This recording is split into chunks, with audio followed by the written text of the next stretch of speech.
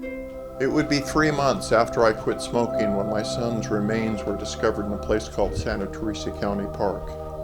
I learned how to tell on how I felt. I wept violently during this.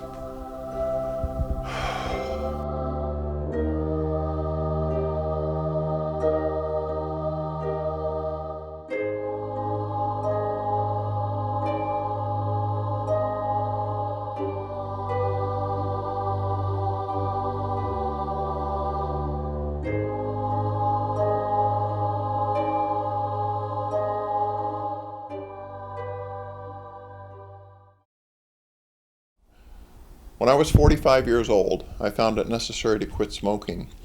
I did some preparations in advance of this. I belonged to a particular fellowship. I approached a number of people that had already successfully quit smoking, and I asked them specifically what they did in order to be successful doing that. Shortly thereafter, I read a book called How to Quit Smoking Even If You Don't Want to. That sure sounded like a title that was appropriate for me.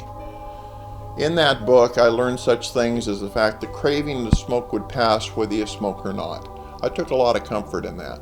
The book also told me that the longer I put between day one and today, the easier it would become and the less I would think about smoking.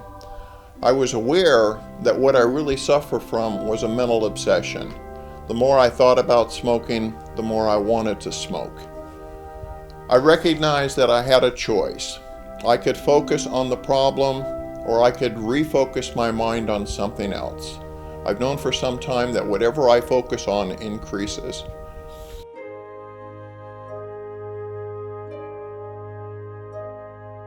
Two days after I quit smoking, my son Jeremy was involved in a bicycle accident.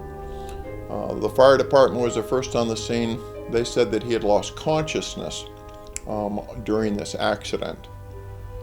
He was taken by ambulance to the hospital. The emergency room doctors saw him. They wanted to schedule an MRI as soon as possible, but because of insurance reasons, we needed to get a necessary approval for that before it could take place. The doctors thought it would be a good idea, as a precaution, to put Jeremy on an anti-seizure medication by the name of Dilantin. 2 weeks later, I would have my son Jeremy for a visit. His vision was very blurred. He is extremely lethargic. These are side effects of the drug Dilantin. It was really difficult for him that weekend. I was feeling very on edge. It was 2 weeks since my last cigarette. Jeremy came to my home for a visit that weekend. His vision was extremely blurred. He was coming up on his 17th birthday this weekend. And I just got to know that it's got to be hard to be so without energy and coming up on your 17th birthday. I was deep into withdrawal that weekend. It had been 2 weeks since my last cigarette. I was feeling everything very intensely. I was extremely on edge. I was easily angered. I saw my son's behavior as an attempt to get Dad's attention. I thought he was just playing up on these symptoms of the drug in order to be the center of attention. And you know what? This really made me angry. I can't remember the last time that I had felt so angry at him. I remember really losing my temper with him that weekend. A week later, Jeremy turned up missing. I had attended a support group for a number of years. I went to my support group. I shared with the support group how powerless I felt under the circumstances. A week passed, then another week, and my anguish grew and grew. After Jeremy was missing for about a month, the guilt and the remorse that I felt about the way I'd treated him that weekend just became overwhelming.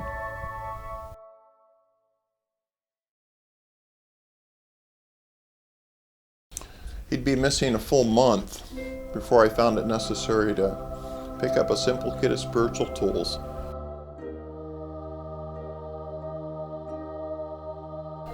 I decided to contact my spiritual advisor and sponsor and take some direction from him. It was my sponsor's advice that I should sit down and write a thing called a searching and fearless moral inventory. As I wrote the inventory, I began taking responsibility for how I had treated my son that weekend. I didn't like taking responsibility, not one bit. Some of the things I needed to own in that inventory were the fact that I really thought that Jeremy was just behaving in this way simply in order to get my attention. One of the things that I got to own in that inventory was the fact that the women in my life had always been much more important to me than my own children were. When I was done with this written inventory, I reviewed it. I asked myself, was this the truth, the whole truth, and nothing but the truth? And then I just sat still. I sat still to see how that felt in my gut.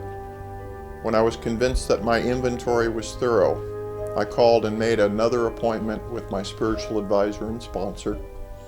I shared with them all the information around this particular event, plus I shared with them some other stuff that I hadn't wanted to share with another human being that's taken place, over the previous year or two since the last time I'd done a moral inventory.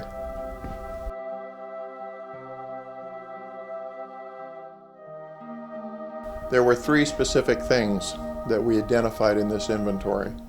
Number 1, I had a big problem with my anger. Number 2, I had a big problem with fear. And number 3, I had a real significant issue with lust. My sponsor encouraged me to look up the 7 deadly sins. These are outlined in step 4 in the 12 and 12.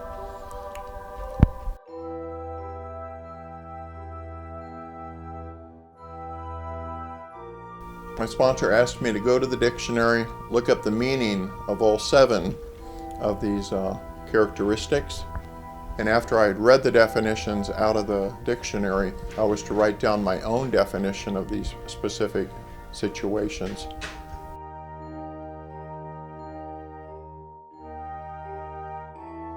When I was done with that, my sponsor suggested that I ask myself 2 different questions about each one of these character defects that we had identified in steps 4 and 5, such as, what did my fear make me do that I didn't want to do?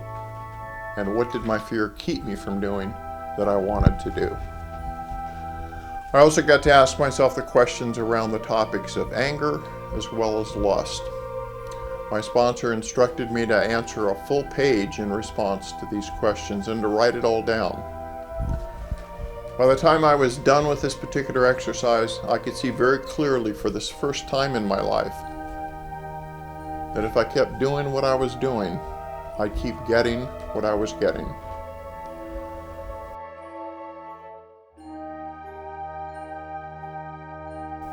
It would be 3 months after I quit smoking when my son's remains were discovered in a place called Santa Teresa County Park.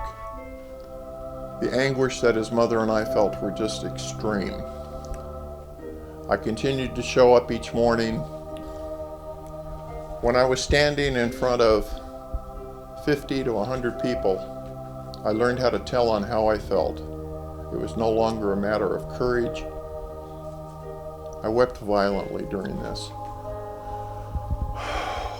On the other side of my tears, I discovered a peace and a contentment that I had never imagined possible. I didn't find it necessary to pick up any new addictions during this period in an attempt to mask my feelings. I didn't even find it necessary to pick up a cigarette through this. That's the miracle of the 12 steps in my life. My name is Doug.